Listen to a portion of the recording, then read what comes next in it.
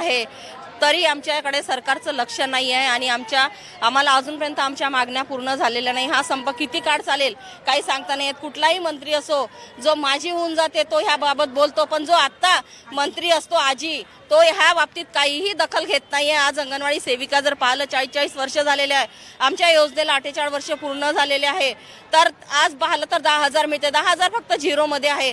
महागाई जर पाहिली तर एवढी गगनाला भिडत आहे आणि त्या बाबतीत जर पाहिलं आणि मदतनीसला फक्त 5,500 रुपये मिळत आहे आणि सिंगल पॅरेंट्स आहेत, त्या कोणी आहे विधवा आहे, त्यांना 2 मुलं आहे 3 मुलं आहे, त्यांनी शिक्षण करावं की घर चालवावं की आपलं गुजारा करावं, आज पेन्शन नहीं है त्या। नमस्कार, आप सभी जितने भी आंगनवाड़ी सेविका, सहायिका, मिनी आंगनवाड़ी कार्यकर्त्री हैं, वीडियो आप सभी के लिए बेहद ही महत्वपूर्ण होने वाली है। वर्तमान की एक खबर इस वीडियो के माध्यम से आपके बीच में साझा करेंगे। हाल ही के अंदर का एक कार्यक्रम है जो कि आपके अस्थायीकरण या फिर कहा जाए मानदेय वृद्धि के पॉइंट ऑफ व्यू से बेहद ही महत्वपूर्ण है। सभी कार्यकर्ता वीडियो को पूरा देखें। चैनल को अभी तक आपने सब्सक्राइब नहीं किया है, तुरंत ही इसे आप सब्सक्राइब भी कर लें। अब चलते हैं अपडेट पर। होतात तर त्यांना पेन्शन मिळत नाहीये। त्यांनी आज भीक मागायची वेळ अशी आलेली आहे सर। आज एक आमदार निवडून येतो, फक्त 5 वर्ष राहतो, तर 5 वर्षानंतर तो नाही निवडून आला तरी त्याला पेन्शन चालू होऊन जाते। पण ज्या आपला त्यांना पूर्ण वेळ देऊन आज म्हणतात की आम्हाला पार्ट टाइम आहे, पार्ट टाइम नाही, त्या 24 घंटे काम करतात।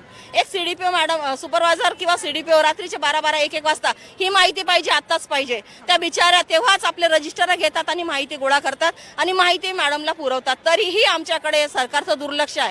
आज कुपोषण जर म्हटलं तर कुपोषण कमी करण्याचा सर्वात मोठा वाटा जर असेल आमच्या अंगणवाडी भगिनींचा आहे। आज पोलिओ निर्मूलन जर केलं असेल तर आमच्या अंगणवाडीवाल्यांनी केलं। आशा वर्कर तर आमच्या पाठीमागून आल्या। या आधी 48 वर्ष आधी 40 वर्ष आधी आमच्या अंगणवाडी सेविकाच होत्या ज्यांनी जे पोलिओचे कामं केले।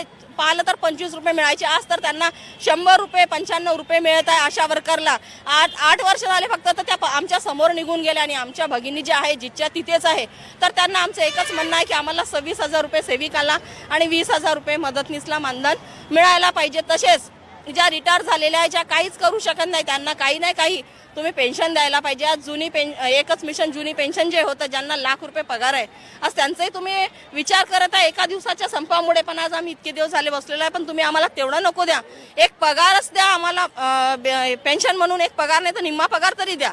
आणि तसंच आम्हाला भाऊबीज देतात, दिवाळीला 2,000 रुपये भाऊबीज देतात। आज जर 2 मुलं असेल आणि ती घरात सिंगल पॅरेंट्स असेल तर तिने घरात मुलांना फराळ बनवायचा, कपडे घ्यायचे की तिने काय करायचं? 2,000 रुपयामध्ये काय होतं? एक पगार म्हणून बोनस तरी द्यायला पाहिजे, हेच आमचं मागणं आहे। आणि समान कामाला आम्हाला समान वेतन मिळायला